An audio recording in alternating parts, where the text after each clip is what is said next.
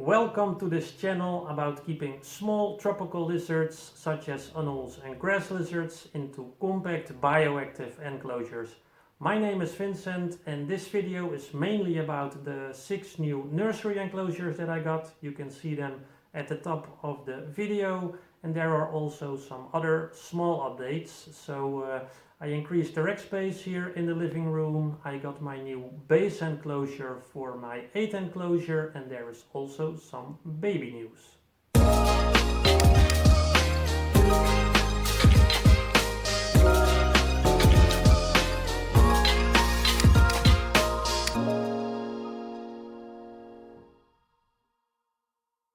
Okay, so let's get into this video.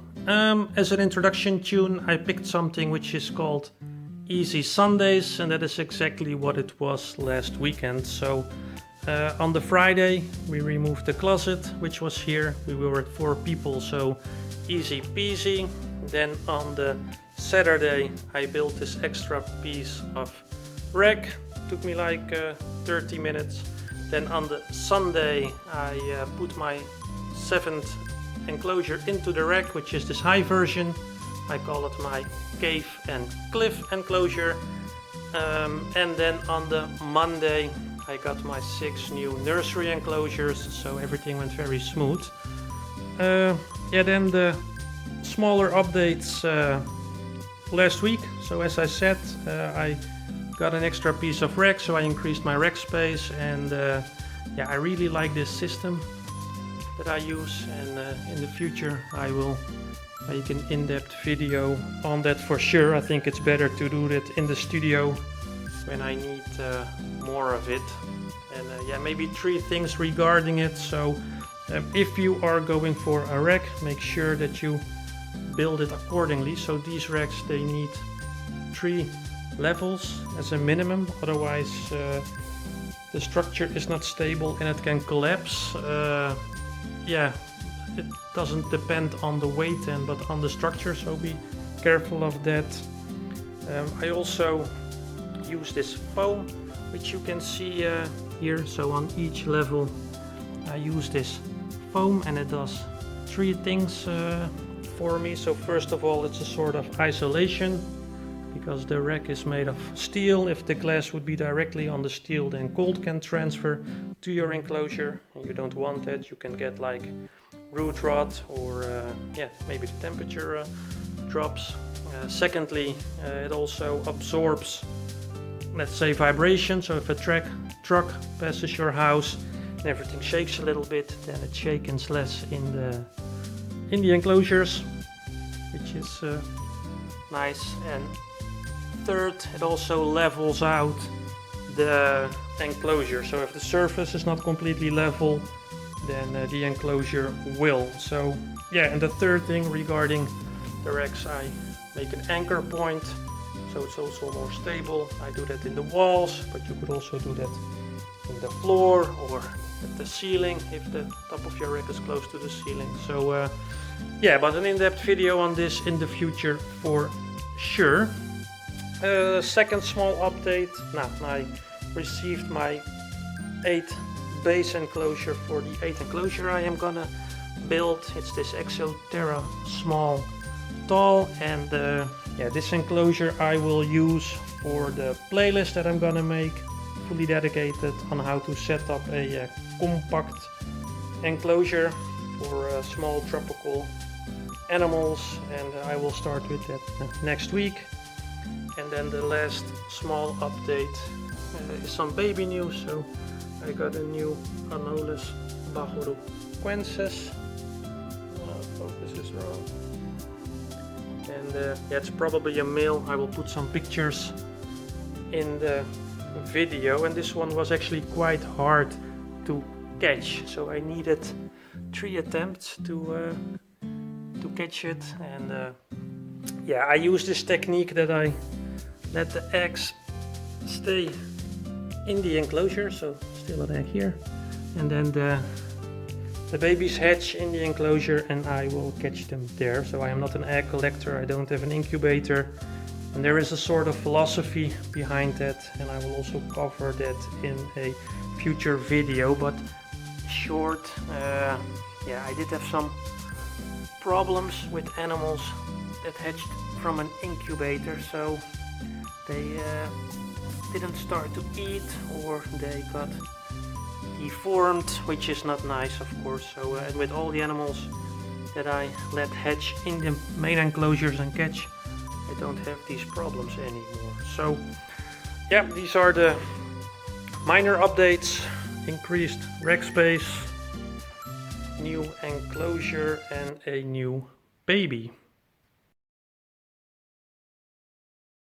Yeah, so let's get to the main part of this video, which are these 6 nursery enclosures, I call them. And yeah, I will cover them in 3 ways. I will tell the technical specifications on them. I will tell something about how I will use these enclosures in the future, and I will tell something about the place where I got them. So yeah, specification of these enclosures. Now measurements are, they are 23 centimeters wide, 30 centimeters high, and 40 centimeters deep. They are fully made out of glass, so no plexiglass or something. As a window on the front, they have this removable glass window that you can pick out like this. And yeah, what's nice about that is that when you have to catch the animals which are inside, opening these enclosures makes less noise than for example the Exoterras. You have this hard click, then a lot of times the animals get awake, and yeah, maybe they run if you want to catch them. And with this removable front window, you don't have that problem so much. Yeah, so on the inside, the background and also the bottom is fern root, and each enclosure has a few slow-growing plants in them, so usually 2 or 3. And yeah, as a light source and as a heat source, I use these superfish LEDs, they are called, and they are emitting more warmth than the Arcadias. So on top of these nursery enclosures, I only have 1 light source, and on the main I have 3. I have heat, UVB, and light, and here it's only light that also emits more warmth. So, but I do have to powder the feeders more in these nursery enclosures. So yeah, that's mainly it regarding specs. Then how will I use these enclosures? Main purpose is growing up the hatchlings. So as I said in the previous part, I catch the hatchlings in the main enclosure, and then I can move them into these nursery enclosures, and they will stay here up until 9 months maximum, so 6 to 9 months, and then they should be big enough or to sell, or if I want to keep the babies myself, then I can move them to a main enclosure. A second way how I am going to use these nursery enclosures is to put a female aside. So I hear from breeders that after the season, as they call it, they put the female aside for 2 months to recover, because laying eggs can be quite hard on them. And I am gonna try that out first with my Bahoruquensis female, which is in there. I think she looks a bit tired, so I will soon move her to one of these nursery enclosures. And yeah, that's the second way I will use them. And third, if I'm at an expo, or if I get an opportunity to buy something, let's say more on an impulse, because I actually try to plan everything, but then I have the option to do that. And yeah, there are no animals in here yet, because I want to give the plants 1 or 2 more weeks to root and stuff. I will also put in one more shot of springtails and small tropical isopods, the white ones, and then in 2 or 3 weeks I will move all my babies into here, and I will move the Pohodoquensis female in here.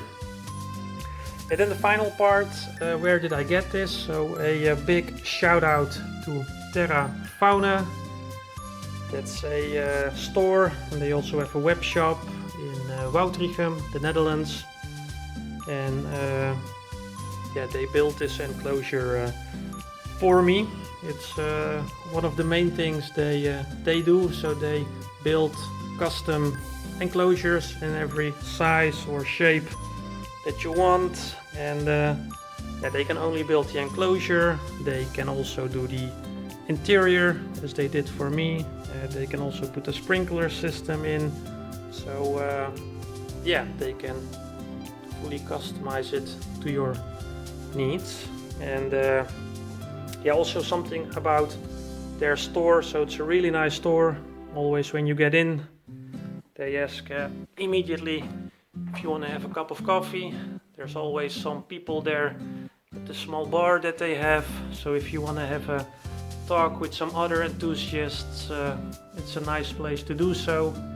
And also every time I go there, they always have somehow exactly what I need. So they have a wide variety of plants, also a lot of different types of bromeliads, which is really nice, feeders,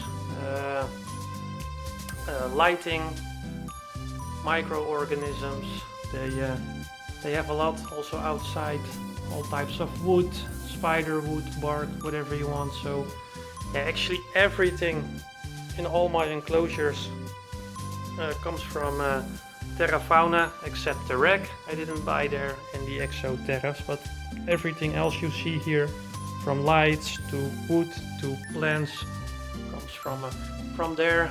And yeah, I will from now on put a link to their web shop under my videos, and they will put a link to my YouTube channel on their website. And yeah, it's just totally a friendly thing that we do, so I don't get a discount, or this is not paid advertisement or anything, so it's just something that I agreed with them when I received my 6 nursery enclosures. So yeah. So yeah, the last words part of this video, and yeah, there aren't many at the moment, because I think the coming period up until the Ham Expo will be a quiet period. The Ham Expo is actually the 14th of September. Yeah, this opens up space to make some experience videos. So next week will be my experience video on how to set up a compact bioactive enclosure for small tropical lizards. It will be the starter video where I will explain the whole playlist up front, so you know what you can expect. And then the week after I will make my very first hands-on experience video. So I will unbox the Exoterra enclosure behind me, explain why I use an Exoterra, but I will also tell the things you can take into consideration for yourself to select your base enclosure, because of course you don't have to use the one I use. And then the week after that I will probably make an experience video, because I have to do some preparations for the Ham Expo. So I actually have to catch 11 fast moving reptiles, and I'm not gonna film the process, because at the moment I don't have a certain method that I use, so it will be try and catch, literally. And yeah, when I have the animals inside the boxes, I will take pictures of them and show them like that. Yeah, also for the Ham Expo I already know what animals I will be getting. So I will be getting a new genus of grass lizards, Takydromus, and I will be getting a new genus of Anoles, one I really like, and but I will keep them both a secret for now. And then the very final thing, thanks again to Terrafauna for the nursery enclosures, and yeah, I really have the idea now that I will purchase all my nursery enclosures from them.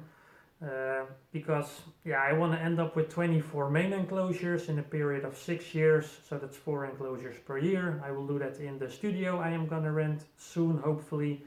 And I also want to get 18 nursery enclosures, and yeah, if I purchase them from Terrafauna, it will open up space for myself. So I will probably get 3 streets of 6, like the one that I have now, but I will make a dedicated rack for nursery enclosures, so 3 layers, and then I can also make them or order them a bit higher. So yeah, that's the plan for the coming period, the IDs, and yeah, as always, thanks for watching. Like, subscribe, share.